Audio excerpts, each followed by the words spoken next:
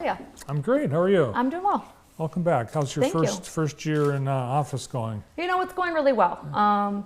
The court stuff, I'm used to. I'm used to the cases. I'm used to the court stuff. Some of the managing of an office I'm getting used to. That's been some of the more learning curve, if you will. But the court stuff is the court stuff, and that stuff I'm used to. I've noticed you've made the rounds at all the service clubs and been the guest speaker just about every luncheon.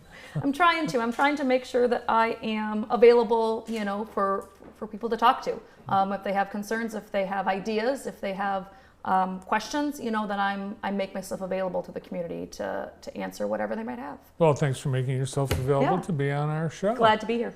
Yeah, we want to get some updates on cases, and I know there's a stack pretty high. Yeah, I commented the other day to my staff at our weekly staff meeting that we handled 4 homicides in court that week at different stages of hearings, and that was a lot. We had an arraignment for the cold case in the same week that we were binding over 2 cases from district court to circuit court. One of them involved 3 co-defendants. So we've been busy, really busy.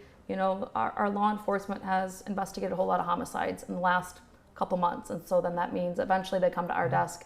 And they put together some pretty good cases that we're able to move forward on. Yeah, so I think the community judges, our court and judicial system and our police agencies on homicides. Sure. How many homicides in a community? Well, of course, the courts and the police don't create the homicides. Absolutely, yeah.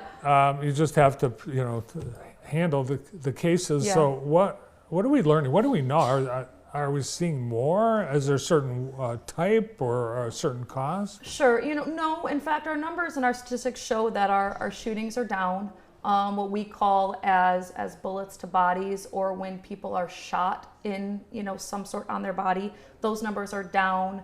The shots fired calls are down. We do know statistically those are all down.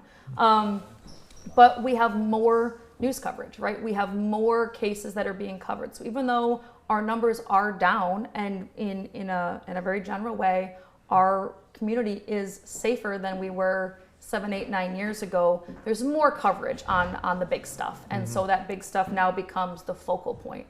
I will also say, we have had an abundance of young people shot and killed this particular summer. And those are sometimes harder to stomach as well. A 16-year-old, an 18-year-old, a 22-year-old, those are young people who've got a long life to live that have been shot and killed in our community in just the last couple months. So those are harder sometimes as well to just stomach as a community. Yeah, and I think in those particular cases we're just getting started with the court system. You're Absolutely. Absolutely. Yeah. A lot of them are in infancy stage, if you will. When a homicide comes in, our law enforcement does such a great job in their investigation.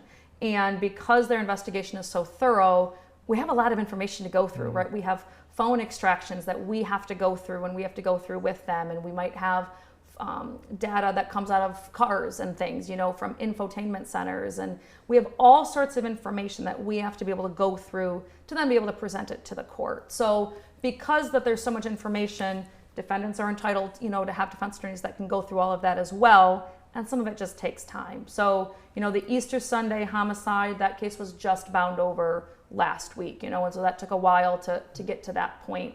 And when I mean bound over, it went from district court to circuit court. The Blackman Township homicide that involved a 16-year-old victim, that one was just moved from district court to circuit court through those hearings. So a lot of them are really early in the process. They're going to be for their first pretrial in circuit court. We tell all of those victims, you're not looking at a trial date for a year and a half, even 2 years. We have a long process here still to go, so we try to explain all of that to them. What is the long, I guess a year to get to the trial? Yeah. Is it building the case? Has a lot of things. Some of it is still trying to gather some information. Some of it is still trying to explain or identify or understand the information that we have. A lot of it is defense attorney oriented though. You know, they have an opportunity to have experts go through everything. They have an opportunity to have multiple experts review everything. They also have a right to have their attorney handle their file. And so if their attorney has 6 other homicides, well, now this one is number 7 in that order. And our judges, you know, are swamped. Their schedules are swamped. They're trying. I think we have a capital case set in every circuit court judge every week from here until January already. Wow. So it's just a swamped process. I've heard people say, oh, well, if we can keep delaying, keep delaying, it does have a better chance of just, you know, disappearing. Sure. And there is absolutely a school of thought with that, especially on the defense side, right? If we can delay and delay and delay, witnesses will back out, you know, victims might refuse to cooperate anymore. That is definitely a thing. And we try to control what we can control, which is only one part of that equation in ensuring those cases move forward. But we have actually been pretty lucky, if you will, in that our victim rights unit in particular work really hard to keep our victims and their families and those witnesses on board and a part of our process, so that even if the case does take a year and a half, we've got them on board and we can still prosecute at that point. And one thing I've noticed, you personally are handling cases. I am, yeah. You know, when I took over and when I ran for this position, I was not ready to hang up the trial shoes yet. I love being a trial attorney. I have tried a lot of cases in our office and really enjoy that part of it. And I laughed because I think I've had 3 or 4 that have been set for trial, and for whatever reason, they've either walked in and pled guilty as charged. I can't stop that from happening, you know. There haven't been a lot of trials I've been able to do. It's not that I'm not handling those files, it's just those trials haven't gone. Yeah, and I think some of your predecessors, like Hank Zavislak, I don't think they did any. Yeah, and Jerry did a handful of them, but it wasn't, you know, he was really kind of the office manager, and he ran that office really, really well. We knew we could always go to him, you know, but he had his chief assistant try a lot of those big cases. For me, we're kind of split in that. My chief assistant has a couple, I have a couple. Our goal is to never both be in trial at the same time, so somebody's kind of always in the office to run things. But you know, I'm handling, you know, the homicide that we got transferred to us from Lansing that kind of made some news a couple months ago. I'm handling that one, and there's a couple more that, you know, I'm personally handling. All right, Kelsey, let's talk about Detective Mark Easter of the Jackson Sheriff's Office.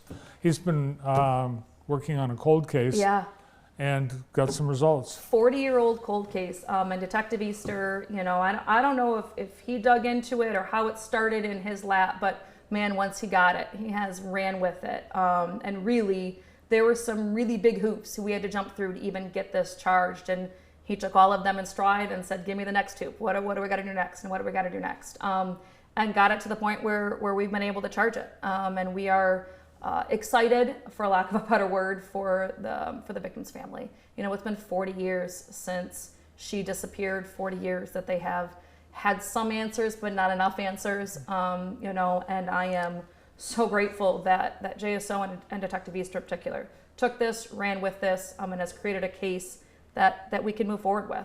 Wow, 40 years. So there's no body. It's correct. There is no body. No body has been found. And so that creates some legal hoops that we have to jump through. And I can't talk super specifics yet because we haven't ran that prelim, but we feel at least confident in our legal arguments that we've charged it and that we can go forward. We'll see what a judge says. And you've actually extradited the suspect back here. Yep, he arrived last week. It was that same week that we had all those homicides in court. We had his arraignment that week. So he's being held without bond. We extradited him back from Florida, brought him here. So he'll be hanging out with us for the duration that we've got it. Yeah. All right, you are hosting students that have an interest in law enforcement or the court system? So what it is the 8th grade, there are 8th graders, obviously all over Jackson County and all the schools, and there's a program that is Kids to College program. And it's a program that's run outside of the courthouse, but they partnered with us last year and started this project of coming to the courthouse and viewing all of the jobs that exist in the county. So we had HR, we had admin, we had Department of Transportation, we had us, we had the Sheriff's Department, we had MDOC, who obviously is not county, but still local. And we had, I'm forgetting some, probation, circuit court, all of these different entities within the county. And we then kind of shepherd these kids through. And so they get kind of a quick spiel of everybody, and they get to understand what are these different jobs that exist right here. You know, some of us have law degrees, some are, you know, trades, some are, you know, they really actually, a lot of them really like the facilities, you know, and how much those guys have these trades degrees or these trades certificates and things, and they work for the county and they do that stuff. So last year we did it for the spring.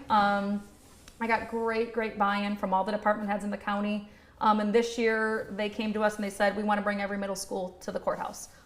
This was really cool. It was the best feedback we got from the schools was visiting the courthouse. Those kids got real hands-on. Sierra in the clerk's office lets them all do a practice voting. So they all practice a vote. They have a fake, you know, ballot, and they put them through the machines, and half of them vote for Beyonce and the other half vote for, you know, whomever. It's these, you know, fake ballots and things, vote for their best friend. So we got really good feedback last year, and so we're excited to have all of the 8th graders come back. We'll start it the 25th, I think, of this month. We start with East Jackson, and then from then on, it's about 1 to 2 schools a month that will come through, and they're only in our building for about 90 minutes, so it's not a huge, you know, disruption to the building and to the office, but it's a really great program, and those 8th graders seem to get a lot out of it, so we're excited to have them back. What is going on with the building? There's all that scaffolding up and around? Indeed. You know, there's a lot of projects going on in the building. The biggest one that impacts us is we've had no parking lot for a good 4 months now, I think, which has been really impactful, obviously, on my staff and the whole courthouse as a whole. But they are revamping the whole HVAC system. And so, you know, every floor, every space, all of that has been really impactful. I know they're doing some exterior work as well. And then they've got some geothermal going on in the parking lot, and they're putting some overheads, you know, to stop some snow buildup and stuff like that. That's my layman's version of what's going on. But it has been, you know, I'm grateful. The work that they've done in our office, they've worked really well with us. Hey, we're going to need to be in that office for 3 days. Can you move that person so we don't interrupt their work? And yep, we can do that. The biggest impact for us has been the parking lot, you know, and I'm grateful the city has worked with us because we continue to park on their roads more than 2 hours, but, you know, they've been really helpful. If we've got that parking pass for our office that they let countywide and courthouse-wide, they've let that work out, so. All right. And one more thing, you have a member of your team that has received an award. Yes, Christy Conley, who is our Victim Rights Coordinator. She was nominated for the PAM, which is the Prosecuting Attorneys Association of Michigan, their Victim Advocate of the Year award. And I know Christy's been on your show, and she does so many good things in our community. So we were so very excited for her. She just won that award last night. It's the first time they've ever done that award, and she's their first recipient of it. And they were so excited to give it to her. She has presented to their group and other victim advocates in the state. And so they were excited to give that to her and to have her have that honor. And I was really excited for her to get to have that. Way to go, Christy Conley. Congratulations. Kelsey, thanks for all the updates. Thank you so much for having me. Our prosecuting attorney, Kelsey Guernsey. Next on JTV.